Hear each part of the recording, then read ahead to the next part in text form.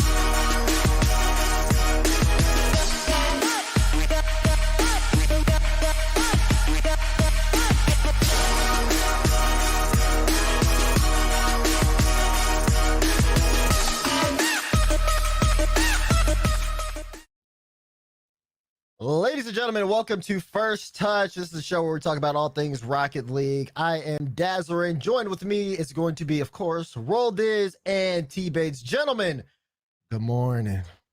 It's always good afternoon. It's morning to me, okay? It's morning to me. I just woke up like a couple hours ago, okay? Man got this espresso. It is the morning. Yeah. I'm drinking coffee and everything, getting the day started. But how are you guys doing today?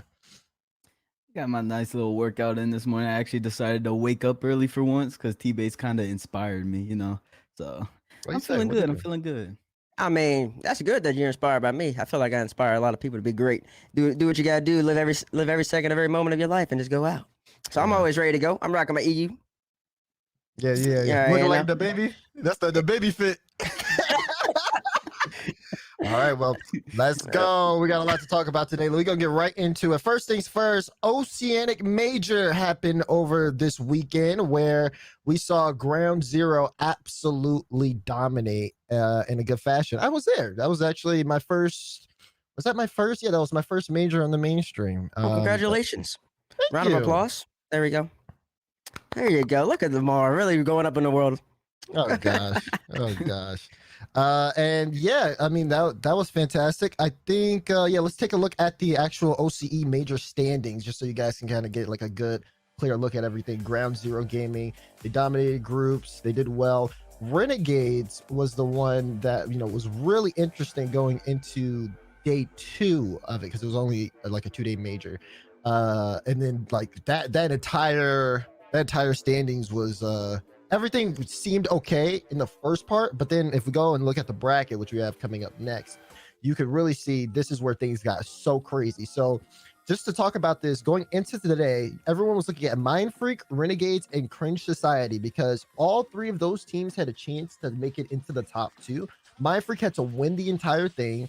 I think Renegades had to do better than Cringe, and then obviously vice versa. Mm-hmm. And it was wild. Me and Stacks had the first 2 with Ground Zero and Mind Freak, and we watched Mind Freak fall apart to Dire Wolves. That was actually the wildest soup I think I've seen in a while, to be honest.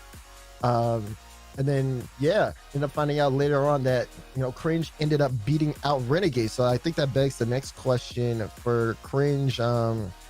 Cringe Society qualifying for the Oceania Championships. Obviously, congratulations to them. But initial thoughts here as you guys kind of look at OCE. Well, you see, I just wanted to make it clear and let the OCE boys know, the Cringe Society know, that I do kind of dabble in my OCE watching and viewing. And I was the only person on the desk last week who said that Cringe Society were going to make it. Everybody else picked Renegades. I just want to let that be known. So that's another point for Bates. As usual, Bates is not wrong. He's usually right. But I mean, it's pretty good. Rocket League. I was like worried about Drippay and them boys. Everybody get reverse swept by Renegades. CJ was getting hot. But at the end of the day, I still believe Drippay is just the best player in the field. And when it comes to that, it's a really high level. But in terms of like Drippay is a little bit better than those guys. The best players got to make the play. And I believe he have a clip of him making the play in Game 7. Take a little air dribble over 2. Skip to Malu. And see Jules. Jules, my man, he does all the filler stuff. That's why I like to see the bump. Clear up for Drippay. Little pop by one. Where they at? Don't jump for that. It's too late. It's too late. It's too late for you to jump. But you're not up early. You might as well stay in the ground. Give up. Who's in there? That's Cammy. That's Cammy. Oh, Cammy. You gotta get up a little faster than that, buddy. Gotta be quicker than that. And so I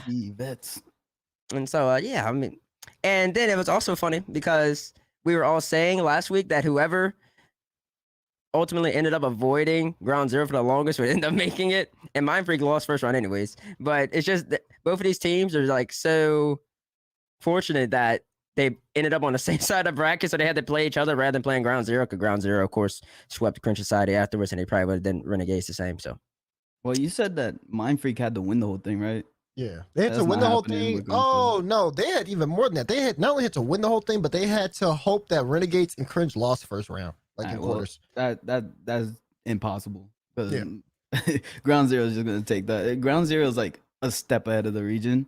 It's kind of like you look at BDS for EU. That's exactly what I think when I see Ground Zero play in that region. They're just a step ahead. I'm looking at T-Bates mentioned that he picked Cringe Society, but the only reason he picked it is because me and DeMar went with Renegades. So don't let him try to gas himself up a little too That's much, true. a little too much. Somebody's got to go back and check the tape. I might have said that, but see, the thing is, I was just so confident in my switching of my picks that I just wasn't worried about being wrong. Okay, dude. Okay, dude. Yeah, no, I think hitting on it a little bit. This is gonna go to our next kind of subtopic here. Is OCE finally showing a semblance of depth? That's gonna be the question I pose to you guys in a second. But I do want to talk about it too for a little bit. I did mention on the broadcast about Ground Zero because I watched it maybe like 2 or 3 series in where I was in the lobby, and it's just a whole different game, man. Like that kid Amphis especially is just he's really good. He's just really, really good. And also looking at all the other teams, like you talk about Mind Freak, for example, like Dire Wolves, I think, was like at the bottom of the group. There was no reason they should have got swept there. Like they should have at least been able to make it close. Even though they needed everything else to happen, you still have to win your initial match. And the fact that they just couldn't find anything was very odd to me. Maybe it was. I honestly think it was just the pressure of the situation, and then the team just cracked under all. You the talking pressure. about Mind Freaks? Yeah, Mind Freak. Oh, okay, losing to Dire Wolves. Yeah, I think that's really like what that ended up coming down to, was just like they had all these things to worry about, and then the pressure ended up getting to them. In terms of his OC finally showing a semblance of depth, though, for me, no, because it's the same top teams you're seeing, fight for spots, and no one can be Ground Zero. Like no one can be Ground Zero, in my opinion. My thing is, like, I don't think we'll ever see. So we pose this question to South American and just like the minor regions. I don't think we'll ever see these minor regions come close to a major region, as in EU and NA. I think the best thing that a minor region can offer is players themselves. Like players can. I could see a world where a player from OCE or South America just like gets a chance taken by an NA or an EU team, like not a top 6 team or something like that, but like a top 16 team just picks out one of the best players from OCE and they develop an NA or EU and then they progress from there. Like I never see a OCE team just like competing with a top EU or NA team anymore. I just think the region is way too underdeveloped and they don't have they're not at the speed of the meta that they need to be. We've seen that though before, right? With Drippe. Drippe was on Evil Geniuses. Now, do you think that time was not good for that move to happen? Because like it was at a time where the game is played so much differently to what it is now. Do you think like if that move were to happen today, it would have had a much bigger impact on maybe like OCE as a region or even just Drippe as an individual player? I think today it definitely could have a different impact because the meta is different. But I don't think that Drippe could be on a like Evil Genius at the time was what, a top 4, 6 team? Probably 6. Something like that. Top 6 team.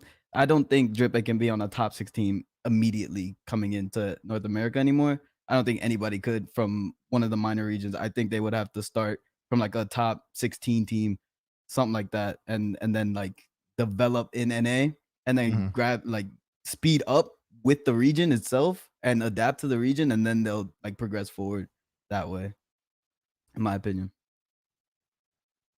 I can agree with that, but in terms of all y'all's other points, I think y'all are ludicrous or something. I'm not understanding. There's a question just about DEPTH, depth. Why you spell it? Because I had to let y'all know, because I think y'all misconstrued the definition of it or the word itself. I don't know what's lacking. Ground Zero gaming is akin to BDS in Europe, but that's not to say BDS. I mean, that's not to say Europe doesn't have depth. They just don't have a team as good as BDS. They have depth. I think that this Oceanic region over the course of this season, they've got a legit 7 teams now. Granted, nobody's beating Ground Zero, but you take Ground Zero out, and I think all these teams can compete against one another. Yeah, which is more than what it used to be. Am I wrong in that? No, you're not. I don't think you're wrong. But when we say a semblance of depth, when we say a semblance of depth, do we think like at some point the depth of the region can be to an extent where we're sending more than 2 teams out of the region to compete at a world stage?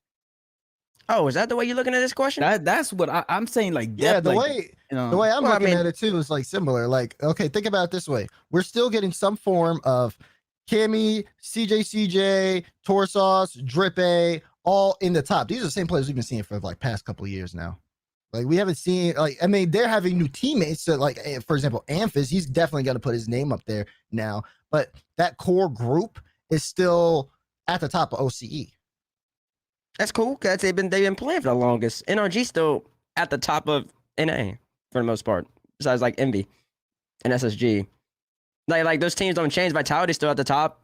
Well, they were until But BDS took them over. You're talking teams, I'm talking players. Like, Gimmick Those are the is same not players, though. Gimmick and Torment are not going to the World Championships. You see what I'm saying? CJ ain't going to the World Championship. Yeah, but he off of one series. But guess who is Drippe? Who been in the game just as long as him? So, I mean, I can see that, but it's just like it takes longer for those regions to like get as good. I don't think these regions will ever have the opportunity to bring more than 2 teams to a championship. It just doesn't make sense population wise. But in terms of them all getting better and being able to compete, you take out Ground Zero. There's a good competition 7 deep, which it used to be only good competition 2 deep or 3 deep, and now it's 7. And then maybe next season it'll be 10. And then the depth gets more people get better and better over the course of time, and it becomes a more competitive-ish region. They just have to catch up to Ground Zero level, which is like proper RLCS-ish level. Do you think Ground Zero can compete in NA or EU, TBates? I mean, that would bring it. That would bring us to our next topic. That would bring us to our next topic. Let's go to our next topic. Ground Zero Gaming, right? Ground Zero's dominance continues. Obviously, they won the Spring Major and they made it look easy. But the question is, how well do we think Ground Zero stack up against other regions? So, jump right in. Take it over. Oh, do we have the points graphic, Big Koji? There we go. As you can see, Ground Zero is at 5,200 points, right? Which is a ridiculous amount. It's absurd. That is amazing to like be that consistent, and then they're dominating that fashion as no other. But to see, that's why I compare them to like EU. See, even BDS, there's still more competition along like the really like 8 and under. Like just EDU goes like 8 to 12, 8 13. And then this is just like top 7. So of course they're gonna dominate it even greater than or grander than BDS do. But how well they stack up against other regions? To answer that right on the nose, I would say maybe I don't know, it's hard to quantify.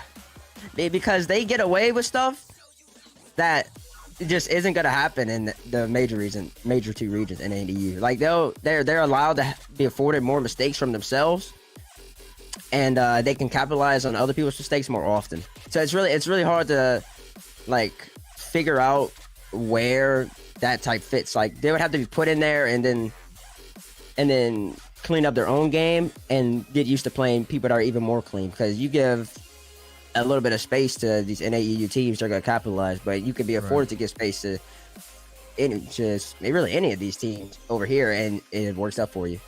Yeah. I think the Amphis pre-flip kind of like shows that. Yeah, we got that clip. It's a cool play, but it like shows the not the ineptitude, but how this region still has to grow. Like there's really no threat for whoever dove that. Whoever dove that right there from arrows, there's no reason to. In my opinion, his shot is gonna have to be so perfect for him to put this on net, and you're probably gonna save it. But he just tosses it at the ball case, not expecting that touch. But in NA, either NA or EU, somebody's gonna be there earlier to challenge that, or they're just gonna wait. They're not just gonna throw us out because they're gonna understand that they're last, and they have to be able to make a clean touch or force Amphis or Torsos to really make a play to score rather than just being gifted a goal.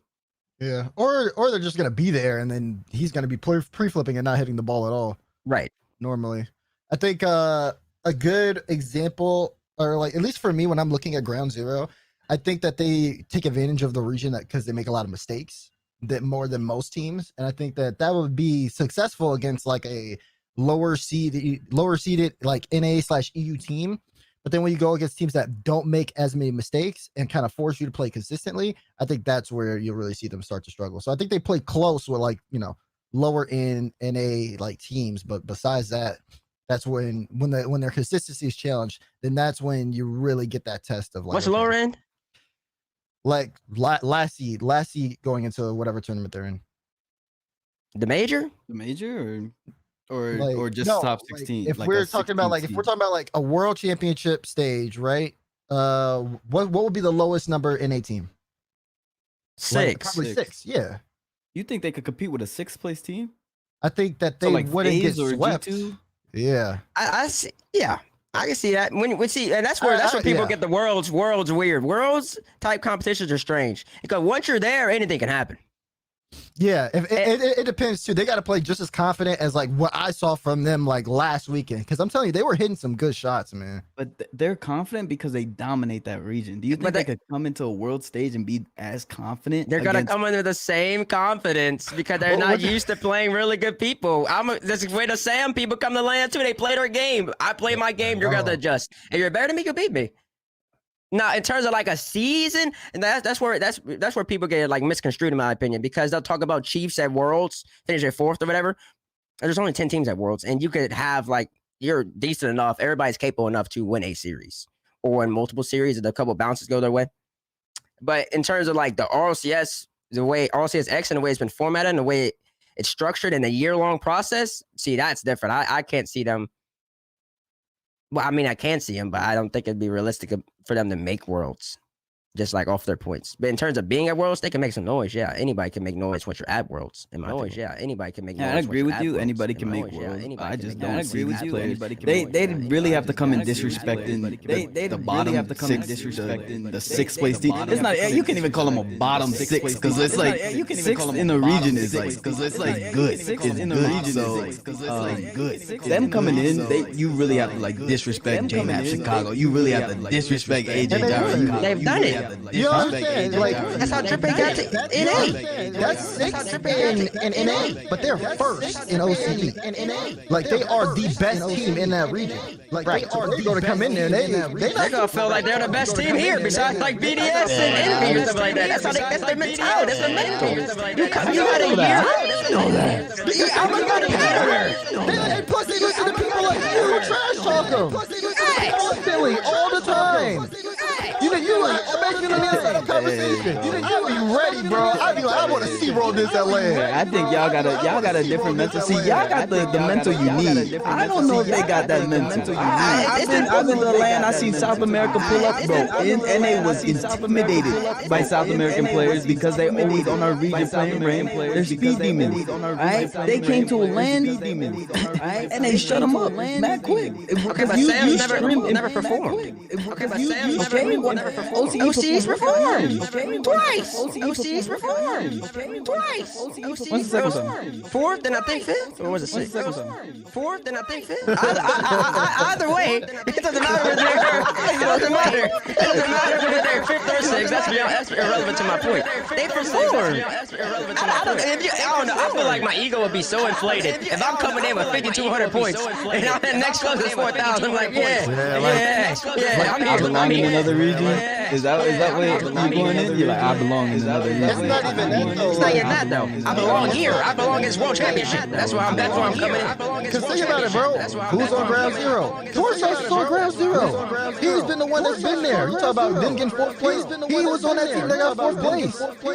Like, if there's anybody that knows like how to do this, it's gonna be him, and he's gonna bring that to his teammates. He'll be like, and listen, don't get nervous. We finna come out here. We're gonna play our game, and boom, boom, boom. We'll adjust over, like over all of that. Boom, boom, boom. Like, not only him, even Express too. Like those boys, they want it. Like they want it, and I can see. I honestly could see that being like something that's worth noting, or something that's like worth paying attention to, because everybody's gonna sleep on them. I think they know that, and I think that gives them the advantage. Right, there's a lack of scrum preparation against them. Once you make the land, it can happen. Now, in terms of how good they'd be if they had to do a full split, the full split, that That's different. That's a different type of. That's different. You're gonna scrim against people. They're gonna know how you play, and your confidence is not gonna be as high. It's just nowhere gonna be as high. Once you keep going getting slapped by envy and scrim or a tournament, you ain't gonna be feeling yourself as much no more. You're gonna be second guessing yourself. They probably don't second guess too many things they do over there. They probably don't second guess too many things they do over there. That's only like 2 days though. That's only like 2 days though. Hey, we got coaches in NA now that they gonna make a game plan super quick. You can write your game plan for me. If you ain't see me, the only thing you see me is 2 scrims for 6 games. Congratulations, write your game plan. And I'm gonna play my game. You better have your game plan implemented. I'm not worried about your game plan. I'm not worried about your game plan. I don't think they will be either. That's what the mindset they should be having going on. I don't think they will be either. I mean, well, did you play at Worlds? You had that scrim time. Like, how valuable was it to you? You had that scrim time. You figure out who's actually gonna show up. Wait, time out. I had a question about Worlds. I had a question. I believe there's one team. What team was chosen? I believe there's one team. What team was chosen? Was that Parent PSG? What team was chosen? Was that Parent PSG? Think? No. What? I mean, he was on PSG, but then he also. I don't know what they're called at Worlds. Reciprocity. It was reciprocity. And I do believe that I heard. No, I got some good sources. I do believe that. I got some good sources. I heard that reciprocity. I believe that. I got some good sources. I heard that reciprocity. What happened? What happened after come game day? I was What happened come game day? say, but you cut me off. Oh, my bad. Okay, cut me off. My bad.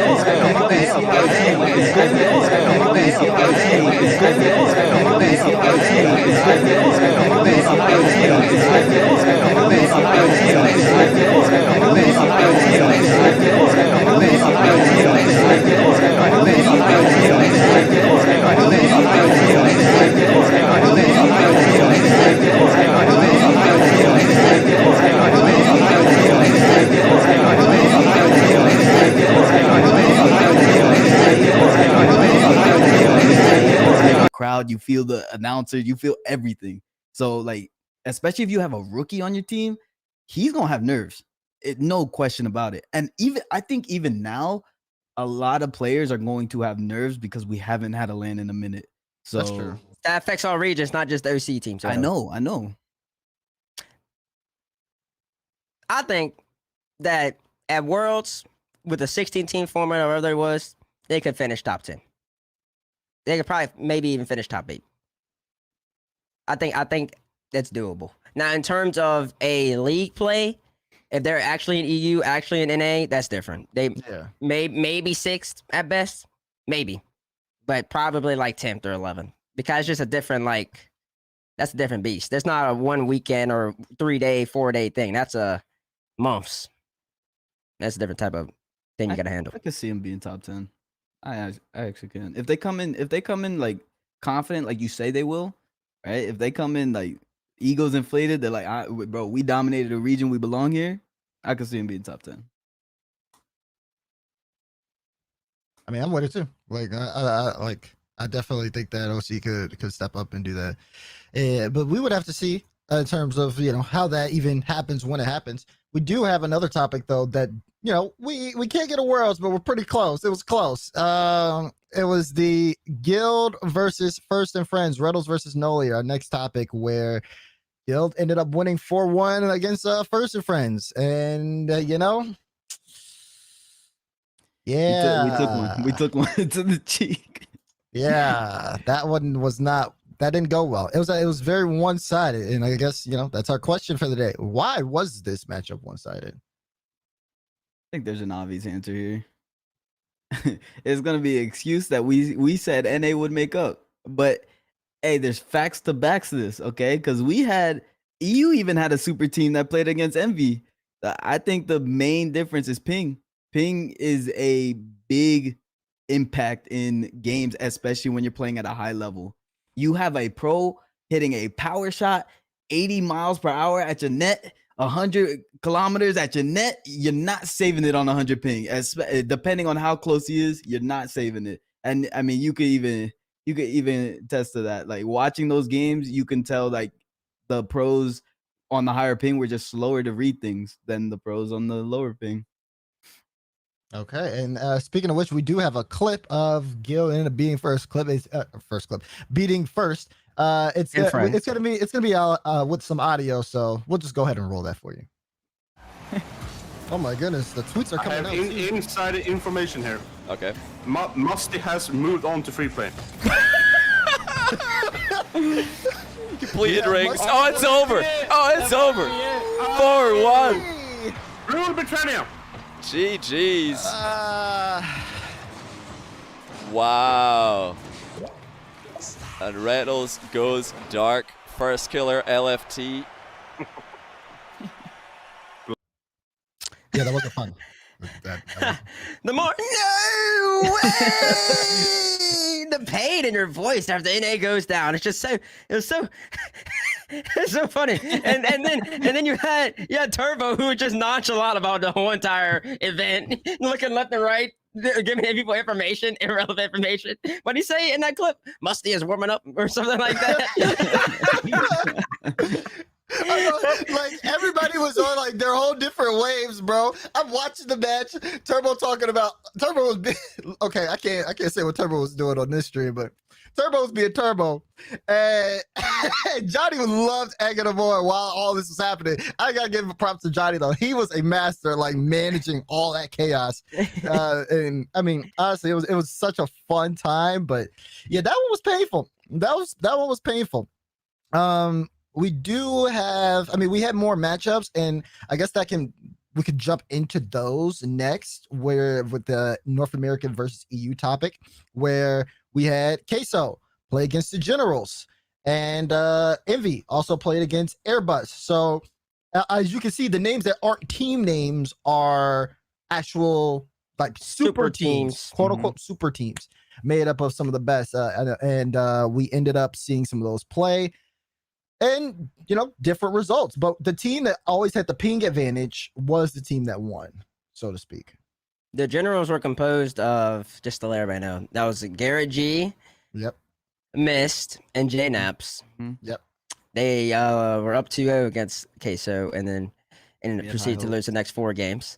And then Envy, Turbo said, "Let me get off the desk and hop on the field real fast, just to show up everybody." In Turbo fashion. And Airbus was composed of Monkey Moon, Astro. Astro, and Itachi. Yep. And so they're all great teams all throughout. And to go back on why was it so lopsided in one way or the other, personally speaking, granted it does have to do something with that ping. Garrett G joined the desk when Turbo went to go play the Envy Airbus series, and Garrett was talking about how it was near impossible to save anything on defense because it just, as Raul was articulating so eloquently, when you have a pro player shooting a power shot 70 miles per hour, it's hard to save it on 25 ping, 30 ping, let alone saving it on 120. That ball's got teleport. And Garrett would comment on this a lot, especially when he was talking about in terms of offense. They felt good, and in a clip we're going to show in a little bit, or the Generals on offense, they look nice. They look nice on offense. It's a beautiful play. You can read the ball. But when you're on defense and you have to react, the defense is all about reacting to the opposition. You're like a step behind. And I think that just had a major effect on all these players out there on the field, no matter how confident they were, even Reynolds. That's something I want to bring up is like, do you guys think the team comp had something to like some drastic thing to do with how they were performing tomorrow? I mean, yeah, because you got one that's an actual team that has a like defined play style versus like a pickup team that's full of solid players, but they don't have time together. So I think that, you know, has an effect that way. Man, throw all that nonsense out. I'm talking What like is about throwing nonsense out? Like that's definitely a factor. Man, let me tell y'all something. I'm gonna go basketball, cause I like talking basketball. I'm a basketball guy. Give y'all, if you're basketball in the chat, you understand what I'm saying. You got the 2017 Golden State Warriors with Steph Curry, KD, not Harden, Draymond, and Clay, right? Cool. That's an established team. Let me go make a team of LeBron, Harden, Anthony Davis. Give me Giannis too, and then give me Kyrie. I'm beating the Warriors every time, whether I'm pick up or not. It's just gonna happen. that's These are a two different games. yeah, it's But a see- longer game. Like But And see, it's played a different way. But see, you say that. But all Reynolds and them had to do, one of them had to compensate and realize I'm gonna play third man, which you would think if you have 3 great players on the field, one of them would do that. But I guess the ego is just too massive, or just like the feeling like I need to do what I do. It's just like it just makes them go to a point where they're just gonna say, forget the defense, we're all gonna play offense, and if we get scored on, we get scored on, which is kind of frustrating to watch, especially when you're gonna talk all that nonsense and all that trash talk over the course of a week. That's facts. That is facts. But I gotta throw it to Rodis because Rodis got a point. That's bro. I was just about to say that. Like, you got all them superstars on the same team. Someone gonna take a step back. Someone's not dropping 30 points a game, bro. Like, they used to dropping 30 points a game on their team because they have surrounding cast members. All right, you cannot have 3 superstars on the same team, even in Rocket League. Someone has to take a step back. You could do it, They're bro. 2 different games. in Rocket League you could do it too. Someone has to take a step back. And the Eagles in NA, no one's taking that step back. If they think they Squishy took a step back. okay, That's for his Squishy. team. Yeah, it's for his team. You're talking about Reynolds, First Killer, and Chicago. Hey, Squishy took a step back, and we even say it was a lot of people criticize that move now. A lot of people are criticizing Squishy replacing Turbo on that roster. So I mean, it's not ever, in my opinion, it's not ever a good move to have 3 superstars unless that superstar is a third man player. I'm saying someone like Mist, someone we consider top 3 in any given tourney, any given region, any given day. He's a top 3 player. Okay, well, see, the argument is logical, and I get it, but it's irrelevant for this conversation. Cause like I said, they talked all that nonsense for a whole entire week. I mean, that's facts. It's facts. That's true. You can't go into Reynolds talking all that nonsense, putting up 1,000 by the weight. You gotta give him his credits. He did follow up with his Right. he did put his money in his mouth. He donated to a good charity, I believe. So good job on Reynolds. But you can't do that. You can't talk all that noise, and then y'all come in looking like y'all lost puppies. You It should was know. bad. You should know was that when bad. you play. I'm talking about one of them. Y'all both know First Killer go get the ball a lot. So both of y'all need to sacrifice Chicago and Reynolds. So sit back. You're playing on lower ping. I mean, you're playing a higher ping. You can't react to things like you usually do. So just let First Killer do his thing. And then y'all just play back like Taroko, like The Rock does. Who would you want on that roster? Who would you want to be a third man? They could have 2 third man, Chicago and Reynolds. just let First Kill on They're both in the offense. bag. Yeah, they could have done Man, something. bro. But it's just like they just were so confident, or they just didn't care. And I don't know, it annoyed me because that meant a lot. Because see, if it wasn't for Envy showing up at the end, and they was looking bad. And they was looking real. But then, Oh, but hey, but boy. then, It was looking then, real then bad. that boy Miss came in. Miss came in and handled his business. You already know. You know what's crazy is I was streaming during the Generals and Queso series, and when Nick dropped 1,000 points in the first game, I was like, oh baby, I can't go no more backlash on TBates when he brings up that Nick is a top 3 player in the game because he out here performing on 100 ping, man. But then it went down there, and I was just like, I know Nick's mad. He's mad. Mist is mad. Actually, Oh, man. is that clip that for the Miss shot? Is that from the Queso series? Yeah. Let's roll it. We got a clip of Miss hitting one of these cool goals on EU ping. Check it out. This Demensa character though, Turbo, I think you're gonna like him a lot because he plays the Dominus, and if there was a player Fanboy. who plays like a Dominus should, it would be him. Man. Hold that thought, Johnny. We No, got an look at absolute that, banger here today. Oh, that's a good Oh, goal. Richard taught him well. Oh, look at Got it them. clean. Wow. That's a So Sheesh. So it's winnable. It's winnable. It will take some work, but it's winnable to win with that ping. If you do it right. You got to be on offense the whole time. You cannot get on defense from what Garrett was saying. Or you can do my Especially 1-2 format. My 1-2 formation. One up, 2 back. formation. Honestly, that probably would work against Queso. They go for everything, man. What did Garrett say? He said they play like a champ 2 team, but like, Oh my gosh. but it works. That's what he said. He said they play like a champ 2 team, but it works. And it So- did. Oh, you okay? I'm done. No, I'm done. Oh, that was funny how you're talking about that. The Queso, and then like offense, because then we also have the next topic is a cross region tournament feasible. I just want to like ask y'all about it, especially like Raul here, who's just he's so big on the team comps. The team comp's big, but in terms of just like, you know, being a team and chemistry. So I got a question for you. Is a cross-region tournament feasible for you? Like, is that doable? Or is there still the excuse of ping? I don't think it's feasible. If you like cross region tournament, you mean like we go back and forth on servers. The team that has the server advantage is just gonna. I feel like it's highly unlikely that a team is going to win on a different server, like a ping. Okay, so counter to that, what if we did it kind of like, you know, Counter-Strike / Valorant style, where if, let's say, the series goes into whoever wins 2, like let's say it's tied up, it's a best of 7, it's tied up 3-3. The winner of it, they have to win not only on they not have to win the first match, but they have to win another one, which means they're going to have to win on the other ping. I mean, it take a minute, but like it would take a minute, I feel like, but for like bottom 6 teams, I think there's a chance that like BDS, like the top teams in the region, can take a series on another server. I think there's a chance, a better chance than like the 6th place team taking a game on another region, another server. In my opinion, what do you think about it, TBates? I think it's doable. Like the whole thing, just winning completely without that 2-game thing, the overtime, 2-game overtime. I think it's doable.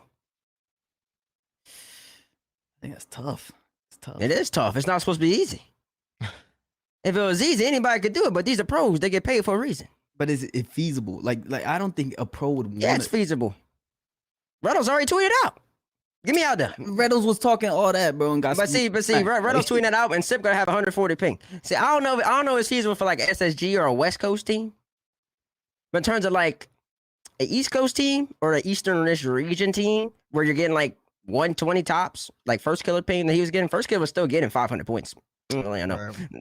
He still looked really fast and really good. And so, I mean, Monkey Moon also looked really good on 120. There's a couple nuances and changes you'd have to make in terms of the way you approach the game. But it's definitely doable when you're playing with your team. To take one game on the other server, it'd be more like a home away type thing, which would be really interesting to see. Like you gotta win your home games and you gotta still that one on the road. mm-hmm. I think it's manageable. It'd be cool to see. Okay. What was I gonna say? There's also talk about, I think, like what a Team Envy tweeted out. Let's try to fly BDS out, and I think Team BDS also in their Twitter accounts were like, oh, maybe we'll fly them out. So like maybe we do get like that, like an international like head to head per se. But in terms of cross region tournaments, yeah, possible.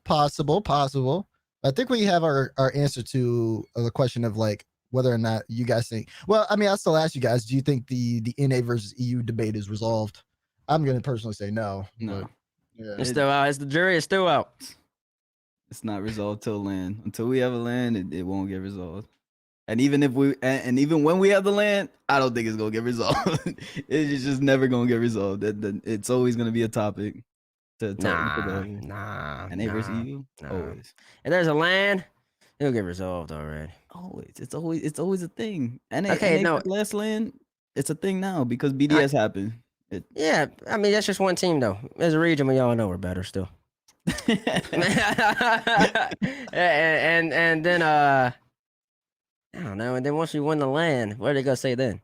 The EU people, I don't know if y'all noticed, they hold on to those lands they won back in the Ice Age. Oh my God, Stumpy did that so much. I believe I was wet behind the ears. I was fresh out the womb probably when last time I saw EU actually like perform on the land stage, like and win. Mm-hmm. So I don't know. It's just they always bring that up. You can't hold on to that. The one land that's gonna matter is the next land, whenever that happens. That's gonna be sweaty. And when that does, when NA takes it, there won't be no more debate. It'll be simple. Then when BDS, if I would think they would do well, but just say like if they didn't even get top 5, I don't hear nothing from you no more.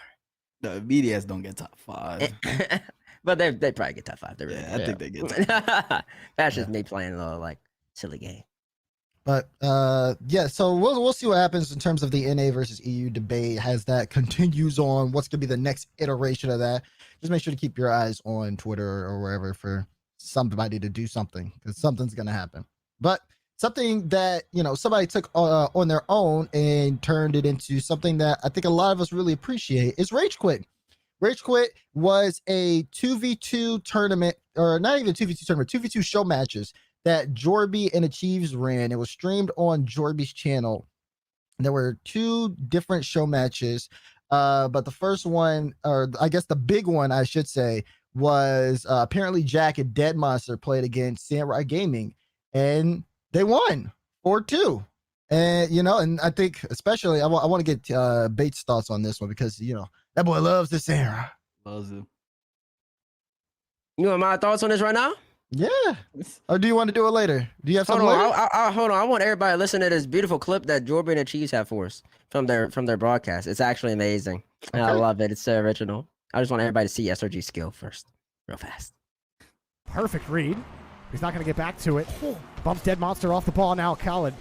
He's got him on. Chase him downfield. Force Jack up early. Flip reset. Pop up the ramp right there. No way. Oh my gosh. What? No way. No way.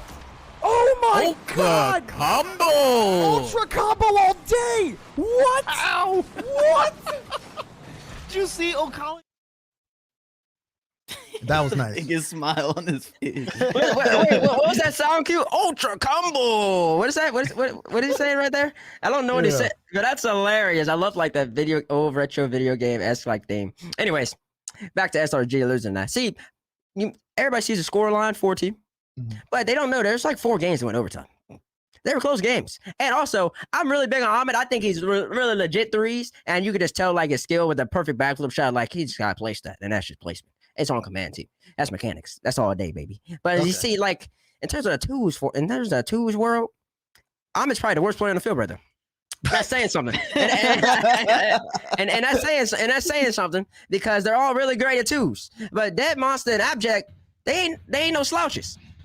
They're ones players to a T. They know exactly what they need to do to win the game. They capitalize on their counterattacks. They capitalize on their 1v1s, they 50s. And if you make a mistake, it's over for you. And Ahmed, for as great as he is, he did leave my boy Khaled back 1v2. Like Khaled had to be really, really special. So I mean, in 2v2 setting, it's reasonable to see. And you might even somebody say you expect SOG to lose that. So I mean, it happens, but SOG is still great. And I think it's really good to see the 2v2 great teams play each other and put some shine on this 2v2 scene, because I just love the game of playing it and watching it. It's really exciting.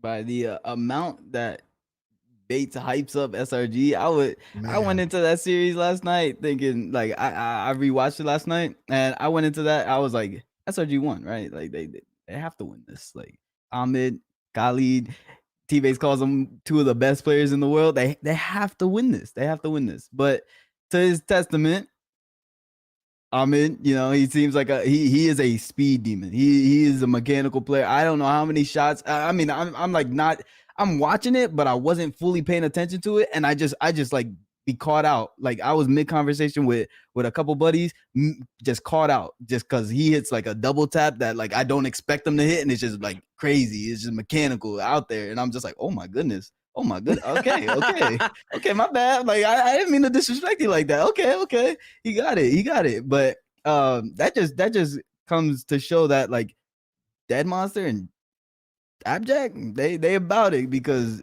if I'm hitting shots like that and he's still losing, all right, bro. Like they're good. It's up there. It's up there, and that just it's crazy, because like twos can be something special to move forward with. After seeing something like that, I hope that Jorby and Achieves continue with that Ragequit and bring us more content, because that was a great series to watch.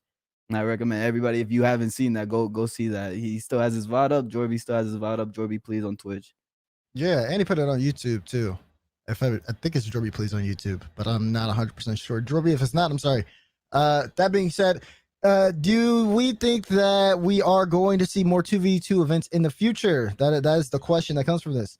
My easy answer is yes, because why not? Like I thought we figured out the calculus, the algorithm last week. Remember that? What are you talking about? the Psyonix algorithm that we came up with. Oh yeah. Wait, what was it again? It was. Whoa. They I had don't know how we ended up with 2v2. It was like freestyle. then- Oh, right, yeah. right. It was It was freestyle check. No, casual check. Casual Freestyle check. freestyle Right. 1v1 check. Check. 2v2 has to be next. 2v2 has to be next. Everything's getting checked off. And so, I mean, it's only a matter of time, surely, right? I don't know. But even if that doesn't happen, Ragequit is wonderful as well. And I hope Jorby and Cheese really like keep that going. Maybe just grow that to be even a big tournament or something along the lines, maybe during the off season. And because it's really enjoyable to watch. And you can get all these great teams playing one another. And 2v2 is a spectacular game mode. I just love it. It's just the best.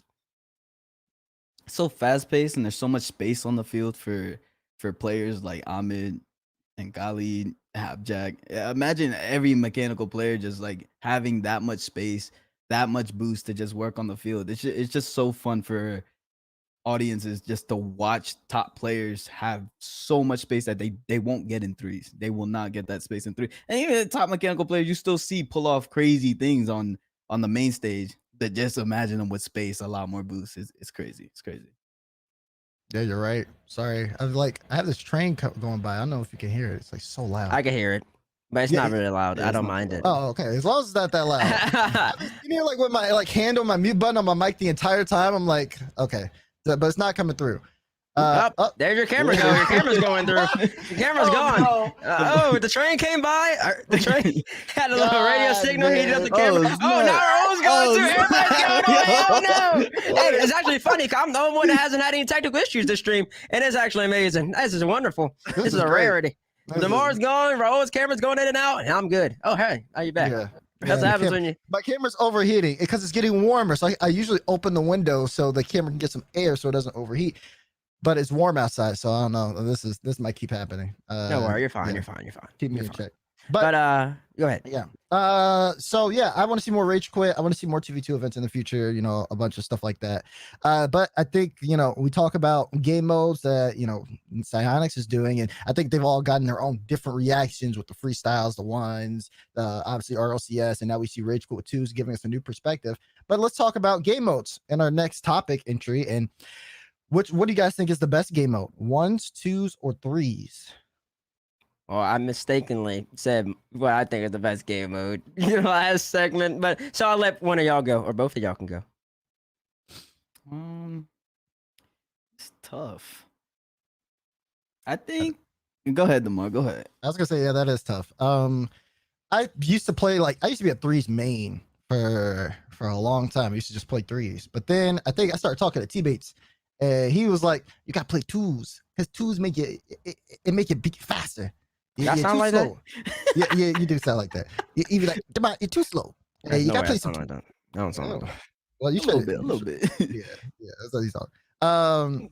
And obviously, like, there are people who are huge advocates for ones that I've seen a lot of times, like for Flakes, for example, he'll tell everybody to play ones. Johnny will talk about ones too. He loves ones. I feel like for me, after a while, I think for me it's twos, because not twos is kind of like the in between. It really is the in between. You have enough space to like where you can create plays and kind of go for the 1v1s, but you get the security net of having a second player there too at the same time. So you get to try a bunch of different things, and it translates what you've learned from ones, and then it also transitions into threes when you get time and space. So I think for me, I'd have to say twos. For me, as important ones and twos is to a player's development, like a player upcoming, you'll notice a lot of upcoming talent in twos more than you will in any other game mode, and even in ones. Honestly, like Johnny Boy has a lot of spotlight on these upcoming talents that come up because they're just on a ones leaderboard, and he invites them on, and it's great. It's great to see them showcase their talent on his platform. But I gotta transition into threes. I think threes is the best game mode because six mans is a thing, right? Six mans is a pickup. Three random players in the same rank. They play on the same team against three more random players, you know, and that was my come up. So honestly, playing 1, 2s, and 3s gets you that well-rounded kind of gameplay that you need. But that 6-man's actually having that team cohesion, figuring out where you need to be positioned on the field, because at the end of the day, 3s is what's going to make you the money. So you get to the league, you made it. You know what I'm saying? And that's 3s. So I think 3s is the best game mode. Cool. So you think it's the best game mode because where's the money, Zach? Okay, so you're looking at financially. I respect that opinion. In terms of what the best game mode is, I think I got to break it down into 2 sections. One, in terms of viewer viewer enjoyment, pleasing the viewer, it's exciting. And the other one, in terms of competing, from a competitor's perspective. In terms of the latter, 3 is just the better game mode. It's just less stressful. Well, they're both really stressful, but one's less stressful because it's more structure and order as to how you approach 3s. There's a solid rotation. There's comms are definitely more efficient in a 3v3 setting. And you can like kind of calculate and predict what other players gonna do. And they're also afforded less space to really work their magic. It's way easier to take AJ out of the sky when there's 2 people that can throw missiles at it, one after each other, rather than just having one and no one has to wait, like in the 2v2 game mode. Mm-hmm. So I think that's important to really touch on. But in terms of watching it, they're both really exciting. They're both really exciting. But personally speaking, I don't know. You just got 3's exciting because you have the demos, the rotation, and all the nuances. That really gets me going. But 2's has like that, like, you know, that freestyle, that what is he gonna do next type vibe. And it's like a combination of 1s and 3's put together with, and it's just beautiful. It gets me really excited to watch. Like Jory is going up into the sky, 1-on-1 full 100 boost is way more of a threat in 2v2 than 3v3. And as a viewer, you're gonna know that. Mm-hmm.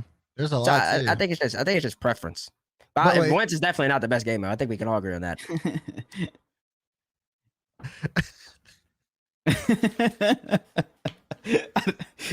I got no comment, bro. Like, I hope Johnny not watching, bro. I'm sorry, bro.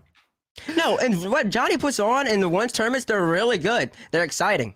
Yeah. And they're amazing to watch. Like watching Jorius in a 1 setting, and especially in comparison to his 3s, his 1s are just dominant, and it's a beauty. It's a masterpiece, a class work of it's a rank S type class. Hey, you have to thank the 1s playlist. All the mechanical players you see nowadays, chat, they came from 1s. Not 1s true. makes mechanical players. You want to be mechanical? You an upcoming young boy, bro? Stay in free play. Hit the 1s. 1s, you get the most space on the field. You get the most boosts on the field. Hit the 1s. Hey, Johnny boy, keep doing what you're doing, baby. Chat. Keep doing what you're Chat, doing, you can Johnny do it in boy. 2s. You don't have to do it in 1s. What Raul is talking to, Raul is a grandpa. You gotta take that into account. He's about 37 years of age now. He's been playing the game. He's been playing the game for 7 years. When he started playing 1s, it was a way different type of approach to the game than it is now. Him up, though. Nowadays 1v1, everybody's so focused on getting their rank points. It's more about bumping you, taking you out to play, doing whatever it takes, and it's going to open it. Old school 1v1, when you had the time, you could work on your bounce dribble.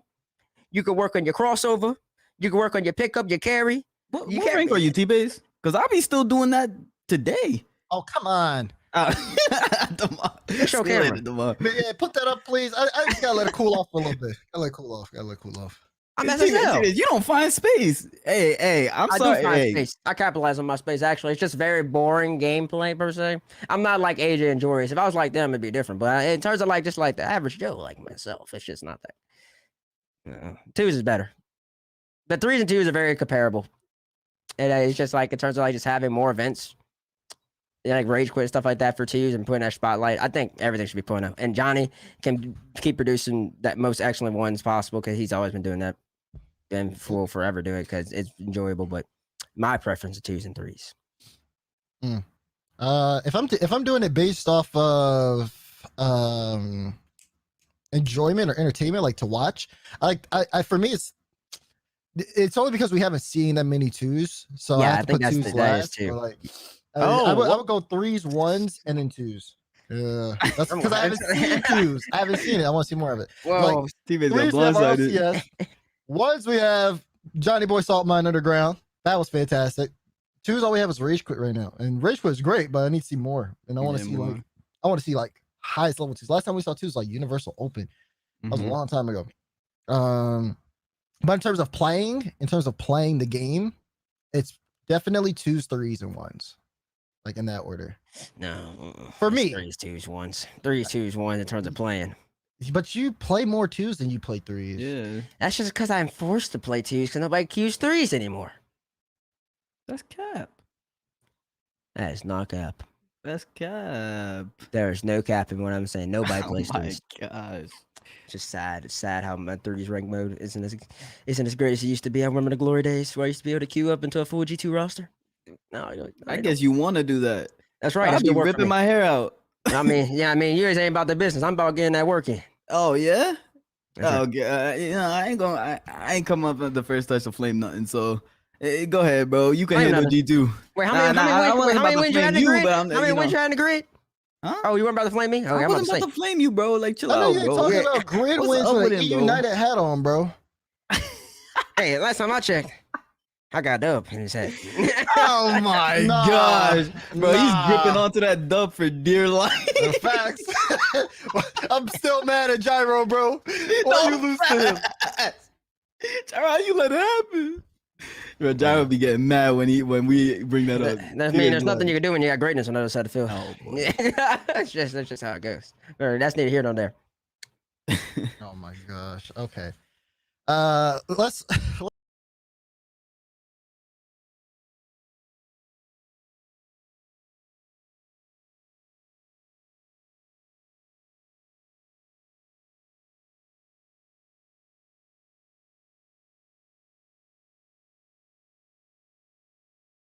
Let's take a look at some of the standings, as you know, we can see where we ended up and how we got here. I think we're As- what? I think we're gonna do the East, and then we're gonna do the East playoffs, the Babrin, Okay. and then do the West and West. East, East, West, West. Right. Cool. Gotcha. Okay, so I mean, obviously, we have the Eastern Conference right in front of you. How do you guys? I mean, Bates, how do you feel about where things shook off in terms of like the standings? I feel like Bates knows his Rocket League. 'Cause I predicted 1-2, and at Florida Poly finishing at 4, and but I had UCF finishing at 3. And they're really close. They're still making the playoffs, but everybody's just 10-8 with their game differential. So a couple flip flops, but I expected it. It went how I expected it to go for the most part. Durham, they did better than Stockton. Didn't see that coming. But you got to give the Canadians their props, put in the work and time. It's going how it should be. And I'm really excited. I want to see that Florida Poly team put their demo-esque play style, that focus, into this Eastern playoffs coming up. And it's gonna be exciting. It's gonna be really good Rocket League. This is the playoff bracket for the Eastern Conference. Actually, not that bad. Obviously, it's a double Elam bracket. How do you feel? How do you feel this is gonna play out, Bates? I think it's gonna be just a Northwood win, but do you think that anybody shakes things up here? All right. Well, see, Tristan's playing for Akron now. Tristan's back, so you gotta take that into account when you're calculating the Akron team. The Akron Buttons is good, but Akron Tristan is great. But see, my boys from Florida Poly, they ain't playing no games with nobody, and they gonna put the hammer down. They're gonna be coming for Akron non-stop throughout this whole entire series. We'll look for them demos, so it's gonna be tight for them. Northwood, they should be able to handle USF. I'm not seeing too much. Probably like a 4-1 over there. 4-1 over there. 4-0. Akron, and Florida Poly, I can see that going 7. And if that ends up going 7, and Akron loses, then I think they're going to be a little bit demoralized. And when they make it back to losers final, because I do believe whoever loses the Akron Florida Poly game will beat USF. Then after that, it's just anybody's game. But Northwood should be able to make it all the way to the grand finals, no problem. And then after that, granted, it will be Akron, but I got faith in the Florida Poly boys to at least make them work, for the first time. Yeah, I think that for me, actually, I'm kind of on board with you. I think that you definitely got like this all figured out in terms of the Eastern Conference bracket. It'll be exciting to see Akron back with Tristan, as Akron and Tristan. It's all been Sunshine and rainbows. Yeah, Yeah, it really has Nothing but been. greatness. I wouldn't know about it. Got lost. That's neither here nor there. Dang. Okay. Well, speaking of you, let's look at the Western Conference where we see your LSU Tigers that you coach, that I have to say with extra emphasis every time, sitting at second right now under UNT, who is top of the conference. And I didn't know, it's funny because you were talking about North Texas being Raul's team. They had a poor start, but now they're sitting at the top of the Western Conference. They lost one game. That wasn't a poor start. They just got thrilled by LSU. I told her, I gave her all a good team. I wasn't being like unfair. Also, this coaching thing, let's pause the brakes on that first off. I don't want nobody to think I'm a bad coach like that. Time out. I'm only sometimes in the comms, and we don't practice or nothing like that. And so don't put me out there saying I'm coaching. I'm really just here to be a friend and a loyal supporter. And on the roster as a coach, but you don't show up on game days. I do show up sometimes. Sometimes. It depends when I need me. I'll be there this week, 100%. I have everything to do. I'm a busy man. Sometimes I gotta work CCA or something, man. I ain't got time to sit there and watch every single game. You hear that roll? So like, you can sometimes show up. Time out. That's different though. That's your job. That ain't my job. I'm doing that out of nicest of my heart. Man. I can't talk on that because if he ain't getting paid, I mean, that's true. Doing and the niceness of your heart has LSU here in the playoff bracket. Now, first round against Arizona. Arizona's been playing pretty decently over the season. I still personally think LSU's going to win. Then that you should. Okay. Then at North Texas UT Dallas, I have North Texas, but that winner's final. That's definitely. Let me tell you how this bracket's gotta go. Once again, basically gonna be right, just like I was about Cringe side last week. Let me let all y'all know right now. This for the Western playoff bracket, by the way, guys. LSU go sweep Arizona 4-0. Ain't gonna be much competition. UNT and Texas Dallas, they go about 6 or 7. UNT probably gonna take that. After that, LSU gonna beat North Texas probably about 4-1. And then UNT or Texas Dallas, or one of them teams gonna make it out of lose fine. I don't know which one I'm gonna be. But that's just how it's going. I'm just gonna give you the information. Cause like I said, I'll be in the comms this time. Cause you need debates comms for the hype. I feel like that's a requirement every team needs to have. And also, I'm just there to keep the morale up, keep everybody good to go, and focus. We ain't playing no games. And then we might even scrim a little bit this week, which is dangerous. Cause LSU never scrims. So, I'm just letting you know how it's going. So you got LSU winning in the grand finals? They're Yeah. taking the whole thing? In the West. Mm-hmm. And for the Western thing, not for the championship, which I believe it's this week. I don't remember, but for the it's somewhere on there. But for the championship, that's different. But my 4 teams making it to the championship, I got Akron. Akron gonna be Florida Poly, I think. It's gonna be close. Akron Northwood from the east, then LSU UNT from the west. The usual bread and butter. Sorry. I mean, I don't know personally, just because it's been a little off, and TBates being in the comms kind of. I don't know if that's gonna help or hurt the team, because it's gonna be pressure, and I don't know how Brian. I don't think Brian gonna listen to you. Hey, did you see the last time Braun B played Rocket League on the mainstream? I mean, he was looking good. He was looking. What did he look like? There? But were you there? Where was I? Were you there? Because Nope, I was on the bridge. I was on the bridge on my way home. Yeah, you weren't there, so like, you're gonna be in his ear, yapping, and I don't know if that's gonna help him. Hey, if the yap, it ain't working out, yap, then it doesn't disconnect and leave, man. And I'll watch from the sidelines if that's an issue. You're gonna have Bates in the green room. Like, I mean, I don't know what to do. Hey, man. That'll be I fun don't know. though. But see, I got my 4 teams, which leads us to like next little thing. I'm gonna ask you tomorrow. I'm gonna ask you real simple. Northwood's looking to go back to back. Are they gonna be able to do it? Yeah, I think so. You think they're gonna be able to handle business?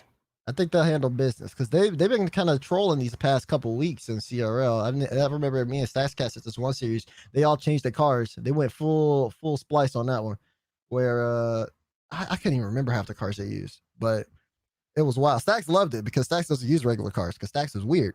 But they would did that and ended up winning their series in 4. So I think when it comes down to playoffs and it's time for them to actually step up and sit up, I don't think they'll I think they'll slouch over. Okay. Bro, I'm gonna lay it easy for you since I know you ain't a CRO man, but I'll make it easy. 'Cause I'm a CRO man. Northwood got Noxus, Buddy, and Pirates. Yeah. You know UNT's roster? D-Bank. D-Bank, Too Fast, and Lucia. Okay. LSU got Braun B, Low Tech, and Ajax. And what's my last team? Akron has Buzz, Reticence, and Tristan. That's the 4 teams I believe gonna make the championship. The 90 championship. I think it's a single one. But regardless, you have Norfolk coming out of there? The winning? Yeah. That's like the only roster that I don't know. I don't know because like LSU, Low Tech, like I've been getting Low Tech in my rank games, bro, and that man be priming, bro. I don't know how. I don't know how they're losing. Like how are they losing? Honestly, LSU? yeah. Oh, you see, that's a variety of factors that I can't tell you. 'Cause if I disclose that information out public, then people are gonna listen to me. They're gonna take that information and then they're gonna apply it against LSU come playoffs. And I can't let that happen. I gotta be wise about what I say on stream. So I'm not gonna let you know. That was a loaded question. I see what you're trying to do there to help out your UNT boys in Northwood. It's not gonna work. It's not gonna work. Oh no, bro! Look, we have a nice clip on the stream. Tristan out there. See, that was a nice play by Buzz. Look at it. Buzz pre-flipping on the outside. Scoop by one, Toodaloo. Look at Tristan. See, Butters can't do that. And see, that's what you gotta take into account with Akron with Tristan now. They're a more dangerous team. You gotta put respect on the name. And so I think Akron could take Northwood. I think Akron knows that Northwood, they handled them up 4-1 last national championship back in January. And it was a little tough for Akron was frustrated. And I think they've been putting a little bit of prep, a little bit of time. If anything, Buzz and Residence took the challenge, saying, let me play a Buttons, get used to playing developer who's not as good as Tristan. And so once you insert Tristan back into the lineup, we'll be a fresh team again. And after that is raps. So I think Akron take it to Northwood. I think they take it. I don't know if they're going to beat them, but it's going to be tight. Now, my Tigers, we don't play. And whether I'm yap in the comms or whether I'm outside the comms, none of that's outside the point. I think the Tigers are handling them up too. Cause Ajax best player in the field, Low Tech, Speedy, and then Braun B. The last time we saw him, he was hitting double touches off the ceiling. He was looking like Braun greatness. Usually it's T-Bates greatness out there, but it was Braun greatness. I was proud of that moment. I'm so tired of this man, bro. I was proud of that moment. So I don't think it's gonna be easy. Ain't nobody that's gonna walk in. Nobody ain't gonna walk in with that trolling type beat they be doing, and all of a sudden take a W. Ain't gonna happen. TRL2 loaded now. And just to give you all a disclaimer, I don't know what thing it was. It was some collegiate thing, but I don't know how much stock I should put in this. But Northwood and Akron did actually lose to T-Crow's team in something. Oh yeah, I saw that tweet. I was like, "What's up with that?" I didn't really pay that much attention. But I don't know how much important it is. They could have just been like a troll. I don't even know what it's for. So I mean, like, but it is possible for them to lose if they don't have to focus it. That's what I'm saying. So well, they're gonna have to focus. This is playoffs. They're gonna have to focus. I know, but sometimes you just come in expecting to win. Remember that last time Noxus? Remember all the way back last fall? Noxus came in against Akron, looking confident. It'll probably be a 4-1, 3-1. It'll be easy, man. You know what I'm saying? Then they end up getting slapped. That is You true. come in with that type of mindset. I can't speak for the Zips, but I know the Tigers could be ready. And the Eagles pretty good too. So This man with his secret strats. Don't even be in all the comms. You don't even be in the game. It's about some secret strats. Is it the fact that there is secret strats or there isn't secret strats? Because just let you know, Coach Bates has been doing replay reviews lately, and let me tell you, it's always effective when Coach Bates is out there handling the X's and O's with my little red paint, point out where people should be. Oh Yeah. God. Okay. Yeah, I use old software. I don't play around. Okay, man. My replay reviews are intense. You better with your pen and pad, notebook and pencil, ready to work. I don't play. We're gonna move on. We're gonna move on. Because if I go to a TBates culture session, I'm gonna lose my mind. That being said, we are introducing someone who has been a big factor of all of like Rocket League Esports.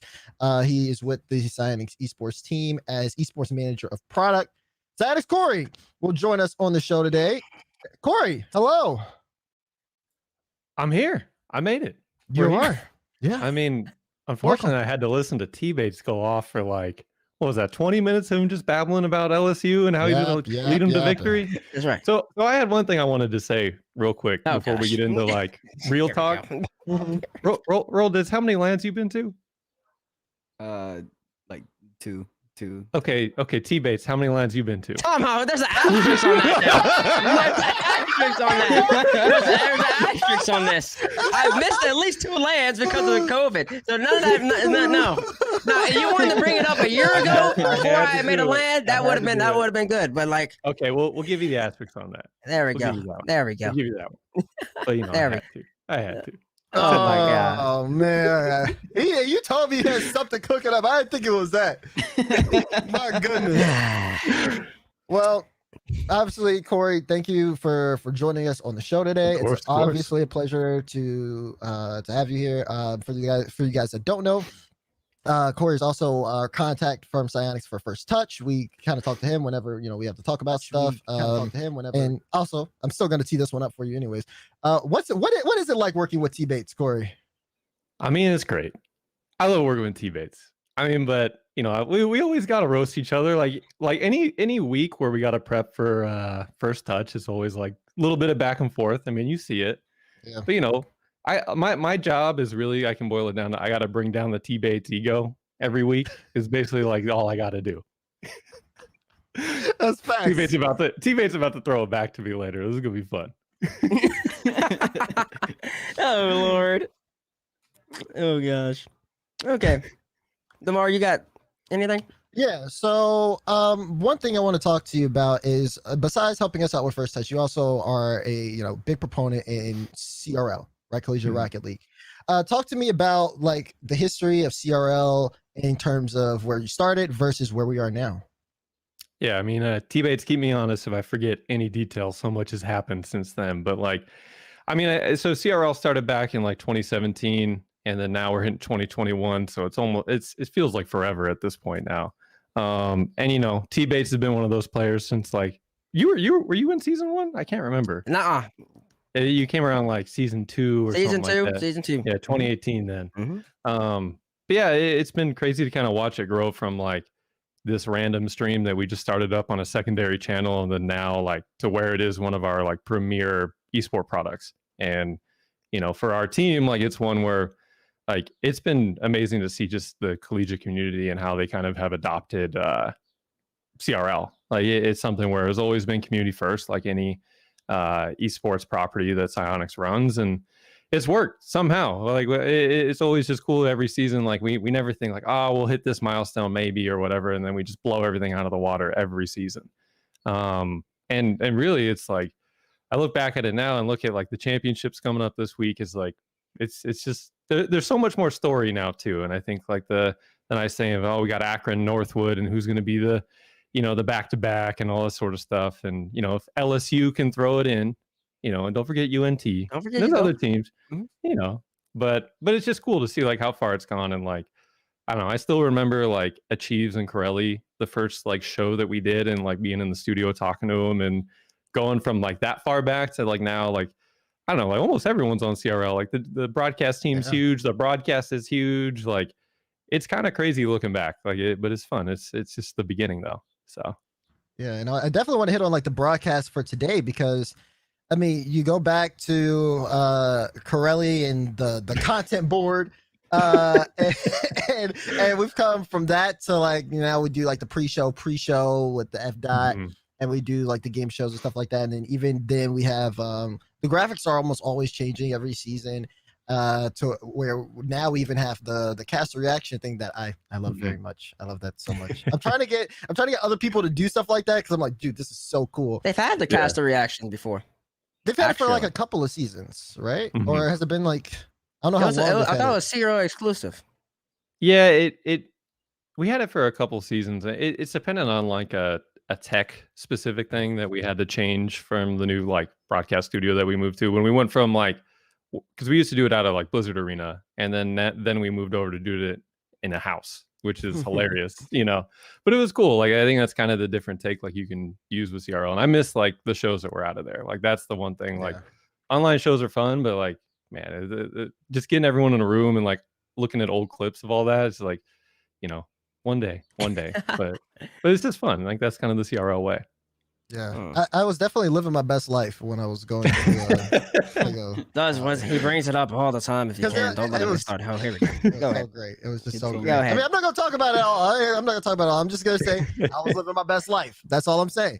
But again, I I'll did take want to like hit on the broadcast because it is definitely something that is different from a lot of one other esports, but also all the other shows that we have. Where I remember when I first got on it, I was that was like my first big Psyonix gig, and I jump in. I'm like, okay, let's sit up. Boom. You were stiff that day. I was stiff. I was this guy was yeah. I love this. I'm talking about the teams. Boom, boom, boom. Get my notes, and then I had like a meeting afterwards, and they're like, dude, just be more goofy. Like just kind of. I think I told you that. I think that's what I had told you was like just be yourself. I think that's the hardest thing, and like that's the fun about CRL is like I don't know. It's how we would want to like if we were to work a show, that's the show like how we'd want it to run. It's just like you guys tell me all the ideas, and I'm just like, cool, go for it. Like I don't. We kind of just guided along, and then obviously, gotta give props to Bento and Koji and team and all them for helping us do all the crazy antics that we do on that. But it's kind of always been like let's try it on CRL and see if it works. Like that's the fun thing about the show, and what I always love about it is like let's just try it. Like who cares? Why not? And then the students are going to tell us one way or the other if they liked it or not, especially TBates. Oh yeah, I'm very vocal. I don't let anything go away like that. Okay, I have some questions. Mm-hmm. Some of them I was thinking about already, but I'm looking at what some people have. And this one's from my man Rex from Florida Poly. Mm-hmm. And I like this question. He asked, 'cause I know how you touched on like CRL initially and how it was it's like an event per se. Y'all just had on a B stream or wherever that stream was called, and just kind of blew up. So how much more potential for growth do you think the league still has in terms of like collegiate? Oh, we're on like the 1 yard line. Like we got like 99 more yards to go. Like that's where I look at. No, 1 yard line. I think like the thing with CRL is like it's so focused on the top right now. Like it's just like, oh, we've had kind of the same top schools for a while now, right? Like, and the same kind of players and all that, and it's hitting that like top level competition. But I think the areas that I'm super focused on in the future is expanding the league. Obviously going to say it more regions eventually, but when it makes sense. Or regions. I mean, I want it to be global. Like that's my goal, right? Like everywhere, but everywhere is different, right? Like everywhere is going to have a different way to plug into CRL. But we got to figure that out and do what we do now right and perfect, and then we move it along once we get there. Okay. But the other thing is more like from like my point of view is like, so I'm a college dropout, and like that's the reason why I love CRL is because it helps give students the thing that I didn't have in college, which is hilarious that I work on that as my full-time job is like trying to get people to graduate college. But like it's kind of for me is like increasing the education opportunities. Like we through CCA we have a bunch of students that do get to work on the league and like get exposure to esports, working in the industry and learning stuff. But I think it's expanding that to more students, and then like being a part of Epic, like we have the Unreal Engine, so like we have all this potential that's there. And like I've been talking to a lot of people all over this company, be able to talk about the future of how we can expand Stick, and that's where I look at this as like from like a hey, the product, the stream, the show, it's hitting what I want there and what the team wants. But I think in the future it's like I see all this potential of like more than just competition, more than just a goofy show. Yeah. And then I see a point that here too, like a little bit of like a connection. I'm about to sound real nerdy for a second, but with in terms of not only you talk about Epic and the Unreal Engine, and you also talk about CRL. Maybe there's some connection between that, where there are students who are going to school to try to get game design degrees, and seeing maybe there's some way we can connect all of those to where. Okay, game design degrees using the Unreal Engine, Rocket League, CRL. There's got to be something where like all that can connect at some point. Yeah, and I think that's kind of what we hope to jumpstart in a way is like, yeah, this is just one piece of the puzzle. Like there's so many things that can be done, and I think that's where I look at it is like there's been even students like talking to in CRL general where they've asked me like, hey, what's the one thing I'm going for my game design degree? What's the one thing like I should be doing? I'm like, download like an engine, a game engine, like Unreal Engine, but you know, just build something, work on something, you know, like that's kind of the thing is like create something that you can like talk about how like figure out a problem. And that's what we hope like CRL can be used to jumpstart that, not just like crown a national champion, which we're still going to do and we're always going to do. And like, that's the big part of it. But it's, I don't know. I feel like I talk for hours about all that. And I don't want to bore everyone. Oh gosh. Okay. So I got another one. Uh-huh. A lot of these guys think the same way with me, but I just like giving them credit, even though I was gonna say it anyways. Mm-hmm. Snipes asked a question. I'm not gonna use all his words, but basically he said, "Do you think CRL will end up becoming like a legitimate feeder league to RLCS?" And like I'll even add on to that, even like vice versa, in terms of like RLCS and CRL per se, after like they get older. I think it's hard, right? Because like the age discrepancy is so different, right? Like, you know, I kind of view CRL now as like, I mean, Tristan, I feel is like an anomaly, right? Like he was able to get kind of both sides working and doing his thing, but like, right. It's kind of case by case. It's hard to say. Like it might reveal like a player like that comes up, and there definitely has been tons of like CRL players that do play in both or like are high ranked and, you know, on the pro side as well. But like it's, I think I don't really, that's not a big principle of what guides CRL. It's like if that ends up being the case and like we do scholastic like high school stuff in the future, like if it ends up being a feeder to RLCS, cool. I think it's just a way of like, it's like a benefit. It's not like I'm holding that as like we need to do this and force it, because I don't feel like Roll, like I don't think if you were forced to like in any way like, oh, we got to take from like the high school league or the CRL league, like you just want to find the best player for your team. Like that's kind of what you're looking. You're not looking at like, okay, what are they doing in this league? It's just a league we operate, if that makes sense. That makes sense. So I got another question. I'm limited amount of questions. And this is more pertaining to like format now. And once again, people keep stealing my ideas, but I like to give them credit. Zodic here, he posted, how do you feel the first double round robin league play went for like the throughout the league play? Because this is the first time we've ever done that in CRL, I believe. Yeah, the first. I think it's more like sports, and I think CRL has to be more like sports compared to esports, in my opinion, just because I think like the adoption is different, right? Where like we can do like a crazy Swiss and all that for the RLCS, and that's going to be fun and, you know, give a unique take each season. But I think, you know, my thing is double round robin allows teams to have a second chance, and I think that was a big one, and it also starts to build those rivalries of like expecting this matchup to happen like once or twice. Like, you know, I think there's value in that, and also I think the other thing is like making the season longer is another thing too. Like that's very important. We definitely made it too short, where with a double round robin with college kids, and like it just You talking about this season? This season in particular, yeah. Oh, like I think that's a big learning, but like I think for me going long term, like double round robin's here to stay, and then I think we just adjust from there. And I mean, maybe we make it longer. Who knows? Like I think that's kind of the cool thing is like with CRL, I can just ask all the students and you and everyone that's involved and is like, hey, well, what do you like and what don't you like? And then we kind of iterate on it from there, and that's why it is what it is today. Oh, that's good. That's wonderful. Yeah, a little heartwarming. It's wonderful that the format can always change. Oh gosh. Oh man, Damar, you have a question about CRL again? Well, in terms of CRL, I would love to ask Cory, but we are a little low on time here, so I do want to throw it to Raul in case he has something. I mean, talked about CRL, and there's a lot of high hopes for CRL.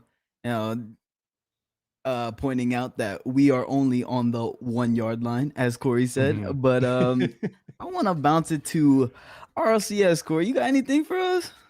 Got anything? I mean, like, I think the thing is like the team, in the same way like I view CRL, like the team behind RLCS, and I do get to work on it a little bit, you know, here and there and do my thing. But like, oh gosh, I mean, it's always like we want to keep that going forward. Like RLCSX, like I think was the biggest thing we've ever taken on as an esports team, And, you know, I think looking back on it now, like I remember talking to Johnny Boy in one like talent meeting. He's like, this has been a crazy year for Rocket League Esports.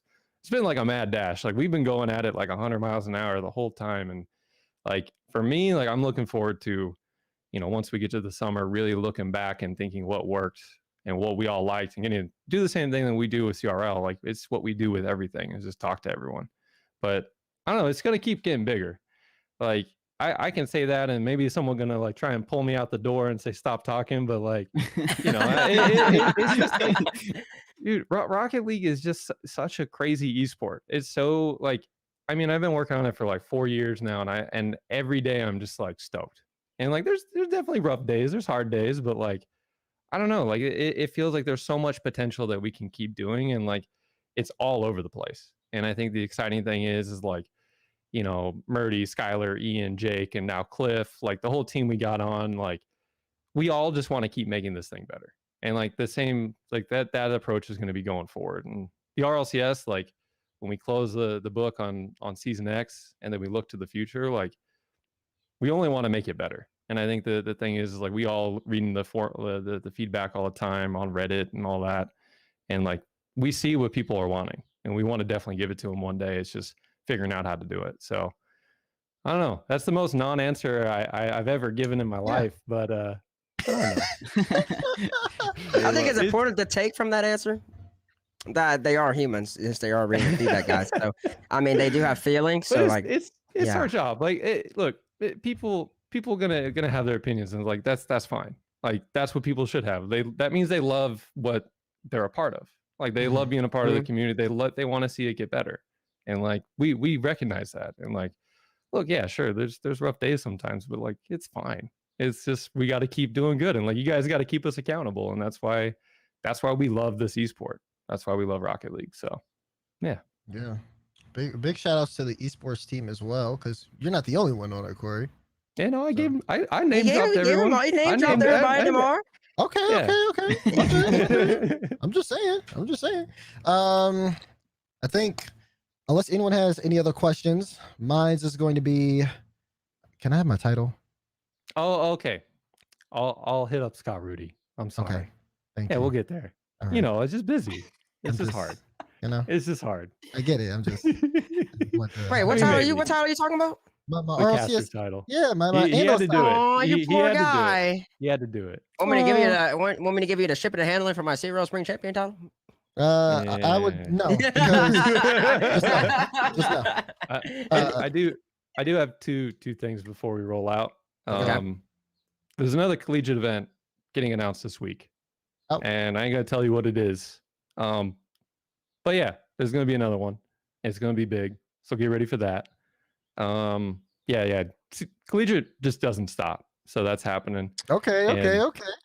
You know, so just be on the lookout for that. I mean, I don't know more else, but I feel like I always have to tease something whenever I come on a show. Like I couldn't give Roll Dizz like anything there, so that's the one thing I can't give. But you know, another big CRO event. Yeah, you know, we're getting there. But yeah, also don't miss the championships on Thursday. Like that's the big one. You know, let's blow the viewership out of the water. Let's again most watched collegiate esport. Let's just claim that title and have it. That's all I want to see. So there we go.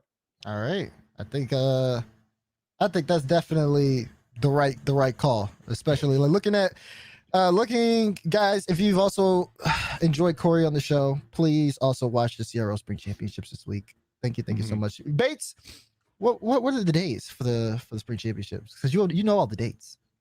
I do know all the dates. You will have the Eastern playoff. Today is Monday, so that's tomorrow, 5/4/2021. Western playoff 5/5/2021 on Wednesday, and then your national championship 5/6/2021 on Thursday. Make sure to Spring Championship. Spring Championship. My bad. Right. As much as man, the one that says you're on Friday, Corey comes in and then no way.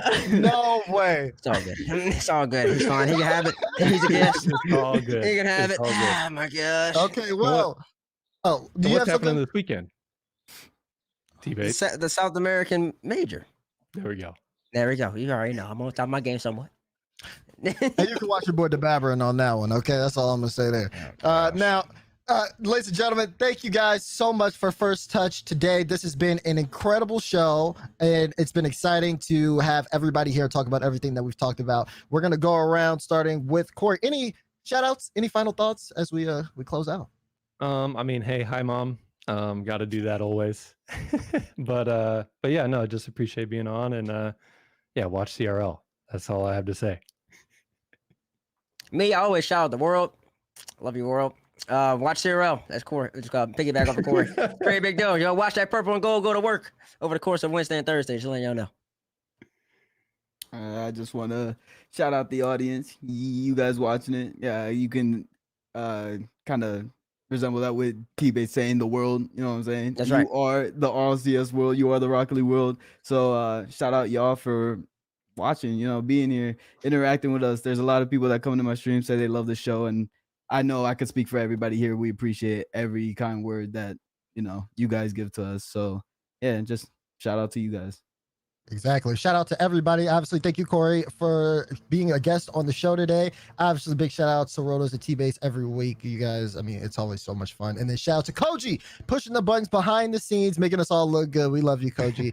And then, of course, shout out to you guys all watching. Thank you guys so much for watching First Touch today. It has been an absolute pleasure. And, you know, be good to each other. We'll see you guys next week.